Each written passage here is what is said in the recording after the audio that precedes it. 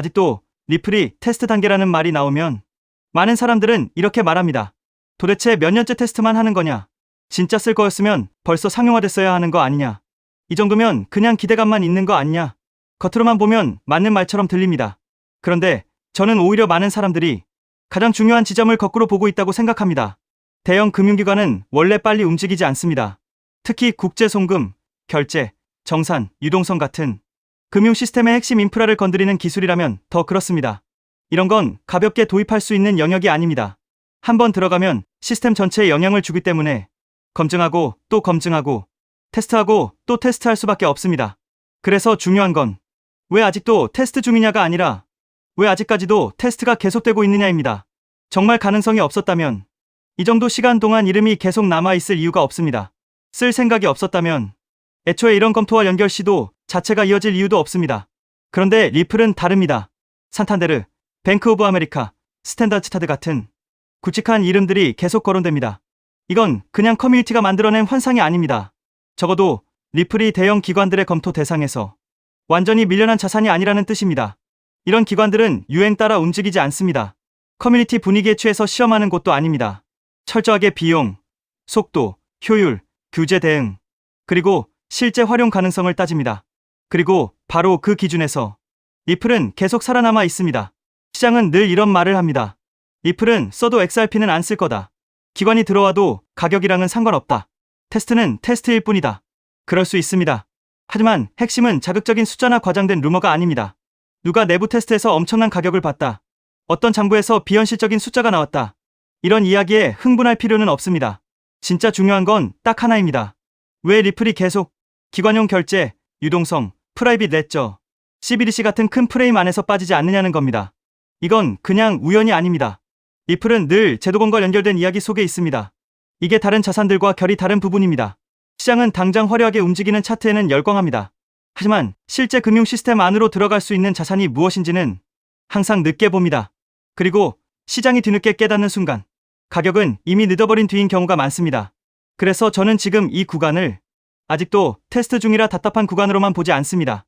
오히려 아직도 버려지지 않았고 아직도 검토되고 있고 아직도 실제 연결 가능성이 살아있는 구간이라고 봅니다. 이 차이는 엄청 큽니다. 가치 없는 기술은 시간이 갈수록 사라집니다. 하지만 리플은 시간이 갈수록 기관, 규제, 유동성, 결제, 토큰화 같은 더 큰 이야기 안으로 들어오고 있습니다. 이건 절대 가볍게 볼 일이 아닙니다. 그리고 진짜 중요한 순간은 테스트가 존재한다는 사실보다 그 테스트가 끝나는 시점입니다. 한 기관이 아니라 여러 기관이 동시에 연결되기 시작하는 순간 그때부터는 네트워크 효과가 붙을 수 있습니다. 바로 그 지점에서 시장은 리플을 지금과 완전히 다르게 보기 시작할 수 있습니다. 지금은 느립니다. 답답합니다. 그래서 많은 사람들이 지칩니다. 하지만 거대한 금융 시스템은 원래 그렇습니다. 천천히 움직이다가 조건이 맞는 순간 판을 한 번에 바꿉니다. 저는 리플이 바로 그 문턱에 서 있다고 봅니다. 지금 당장 모두가 확신하지 못하기 때문에 오히려 기회일 수 있습니다. 시장이 여전히 과소평가하고 있기 때문에 오히려 더 큰 재평가 여지가 남아있을 수 있습니다. 결국 리플의 진짜 힘은 소음이 아니라 구조입니다. 그리고 구조가 현실이 되는 순간 리플에 대한 낙관론은 지금보다 훨씬 더 강해질 수 있습니다. 여기에 더해 또 중요한 내용. SEC 소송이 사실상 완전 종식되었습니다. 이 소송이 끝난다는 것은 단순한 사건 종료가 아닙니다. 리플 채택이 본격적으로 증가할 수 있는 출발점이 된다는 의미입니다. 그렇게 되면 리플의 파트너사들, 특히 금융권에서 리플 시스템을 도입하는 흐름이 마치 밀물처럼 빠르게 확대될 가능성이 있습니다. 여기서 한 가지 생각해볼 질문이 있습니다. 금융권이 정말 리플을 채택하기 시작하면 어떤 변화가 일어날까요? 그런데 금융권의 요구는 생각보다 단순하지 않습니다. 국가마다 규제가 다르고 지역마다 금융 환경이 다르기 때문입니다. 이러한 다양한 요구를 하나하나 대응하려면 리플 역시 지금보다 훨씬 높은 확장성을 확보해야 합니다. 그래서 자연스럽게 리플에게도 레이어2라는 개념이 굉장히 중요한 요소로 떠오르게 됩니다. 리플 레저를 활용하면 국가와 국가 사이에서 자산을 이동시키는 것이 가능해집니다.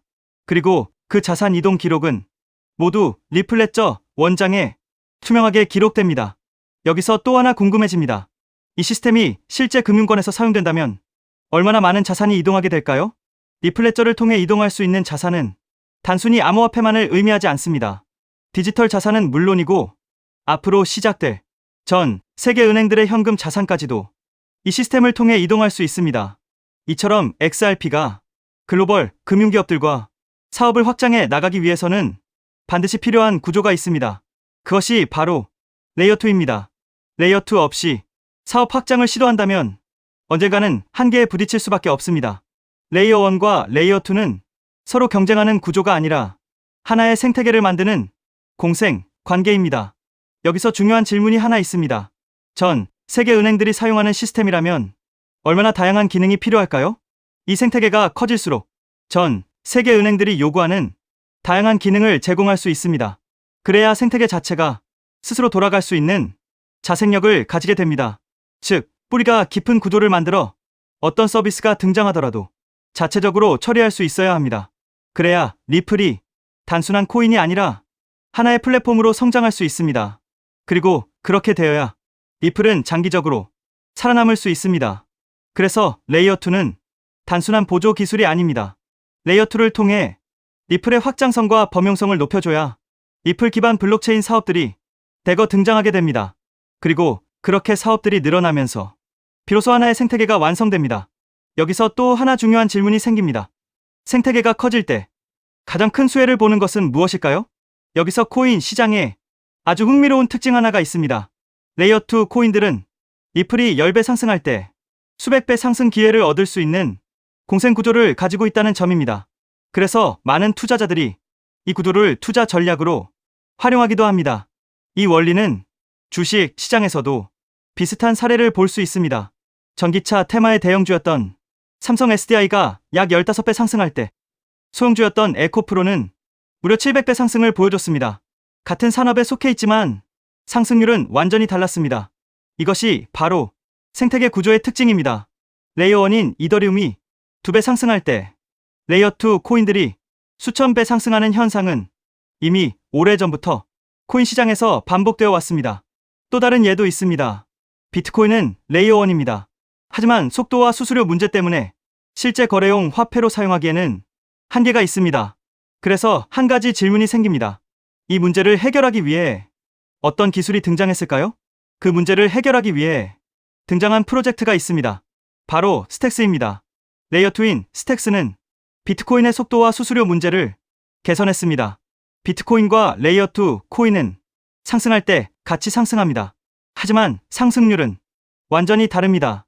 레이어1인 비트코인이 2023년 10월 대비 2024년 3월까지 약 190% 상승할 때 레이어2 코인인 스택스는 같은 기간 동안 무려 750% 상승했습니다.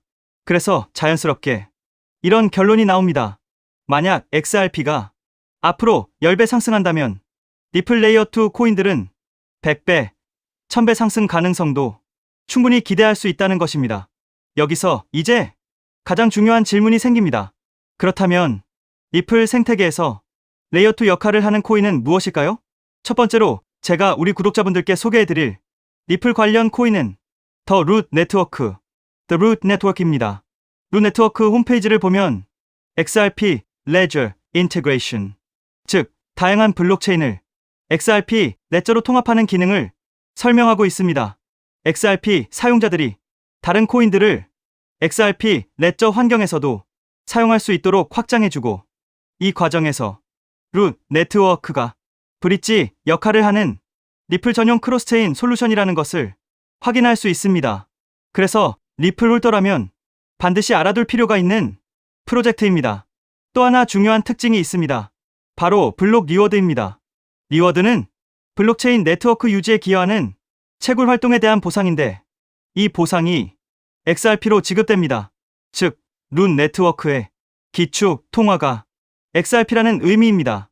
더 루트 네트워크는 XRP 확장을 위한 역할을 하지만 이더리움의 EVM 구조를 기반으로 레이어1을 개발한 프로젝트이기 때문에 직접적으로 XRP 체인을 사용하지 않는다는 한계도 존재합니다. 하지만 지금 소개하고 있는 이 코인은 리플 블록체인에서 개발된 유일한 레이어2 프로젝트입니다. 그래서 향후 XRP가 10배 상승한다면 이 코인은 100배, 1000배 상승 가능성도 충분히 기대해 볼 수 있습니다. 여기서 많은 분들이 이 질문을 하실 수 있습니다. 도대체 이 코인은 어떤 구도를 가지고 있을까요? 이 코인 홈페이지를 보면 메인 화면에 XRP 생태계를 위한 사이드체인이라는 프로젝트 목표가 명확하게 적혀 있습니다. 사이드체인은 XRP 체인을 더 원활하게 구동할 수 있도록 지원해주는 체인을 의미합니다. 그래서 XRP 생태계가 커질수록 이 코인의 사용처도 폭발적으로 늘어날 수 있습니다.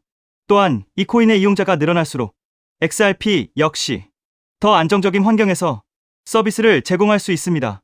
그래서 이 두 코인은 공생 관계라고 볼 수 있습니다. 이 코인의 백서를 보면 XRP 레저의 포크라고 설명되어 있습니다. 하드포크와 비슷한 개념인데 XRP의 장점은 유지하면서 레이어2의 핵심 가치인 확장성을 개선하기 위해 추가적인 코드 개발 가능성을 열어둔 구조입니다. 그래서 이 프로젝트는 레이어2 스마트 컨트랙트를 담당한다고 설명하고 있습니다. 향후 리플 생태계에서는 결제는 레이어1, 즉 리플 레저에서 처리되고 어플리케이션과 서비스 영역은 레이어2인 이 프로젝트를 통해 처리될 가능성이 있습니다. 사실 이 부분 때문에 리플 기술 커뮤니티에서는 하나의 우려가 나오고 있습니다. 앞으로 이 코인으로 수요가 너무 많이 몰릴 수 있다는 것입니다. 레이어2는 블록체인이라는 뿌리 위에서 꽃과 열매 역할을 하는 블록체인 애플리케이션들을 연결하는 역할을 합니다. 그런데 이 중요한 연결 구조가 거의 코인 하나에 집중되어 있습니다. 그래서 기술자 커뮤니티에서는 이 코인이 혹시 XRP보다 더 커질 수도 있는 것 아니냐는 우려까지 나오고 있습니다.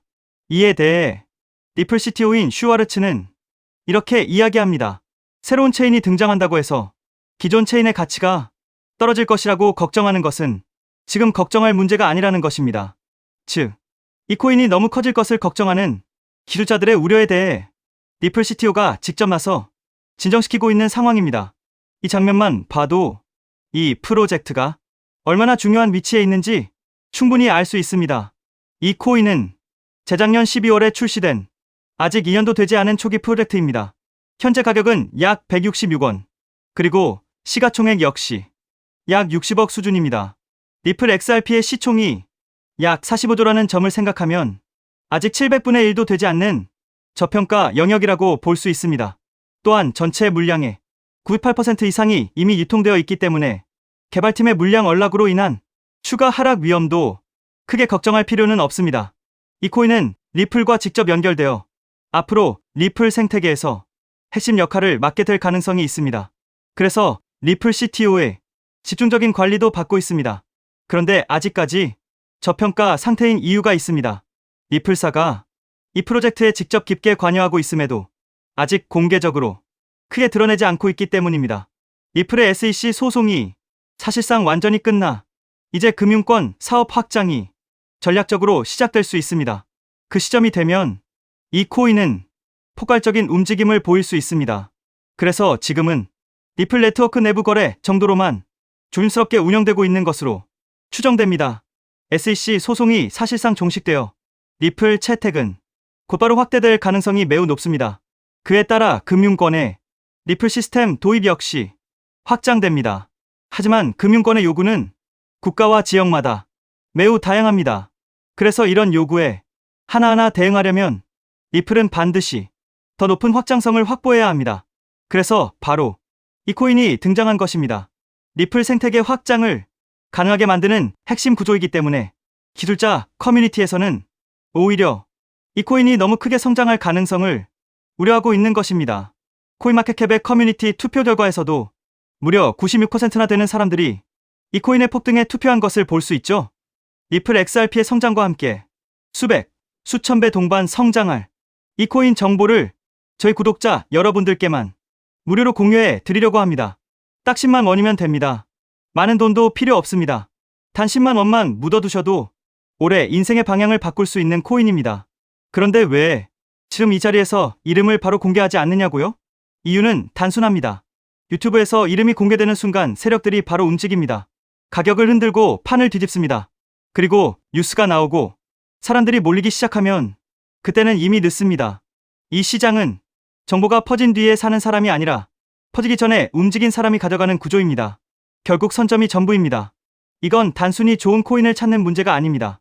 지금 시장에서 2026년을 버티기 위한 필수 선택에 가깝습니다. 최근 시장 하락으로 원금 손실이 컸던 분들 많으시죠? 이 코인은 그런 분들도 한 번에 만회할 수 있는 가능성이 있는 구간에 있습니다. 그래서 저는 아무에게나 공개하지 않습니다. 저를 믿고 설문에 참여해주시는 구독자분들께만 이익은 코인의 이름, 진입 구간, 그리고 목표 가격까지 모두 공유드리겠습니다.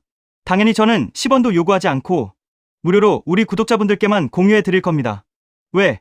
돈도 안 받고 이런 정보를 알려주냐고 하시면 제 유튜브 채널 좀 키워보고 싶어서가 다여서 구독과 좋아요 한 번씩만 부탁드리겠습니다. 방법은 간단합니다. 제가 아래 설명란에 구글 폼 링크 하나를 달아놓겠습니다. 이 링크는 여기 설명 보기를 클릭하시면 볼 수가 있는데요. 이 구글 폼 링크를 눌러보시면 이러한 창이 뜰 겁니다. 그러면 여기 구독자께만 드려요에 체크를 해주신 다음 리플 레이어2 코인 정보를 공유받으실 연락처를 자세히 적어주신 다음에 여기에 있는 제출을 눌러주시면 저에게 이 구글 폼이 날아오게 됩니다. 그러면 제가 이 구글 폼을 확인하자마자 적어주신 연락처로 연락드려서 제가 구독자인지 확인만 간단히 빠르게 한 다음 아까 말씀드린 리플 레이어2 코인 정보를 바로 공유해 드리도록 하겠습니다. 이 코인이 아마 2026년의 졸업 코인으로 이름을 올리게 될 수도 있을 겁니다.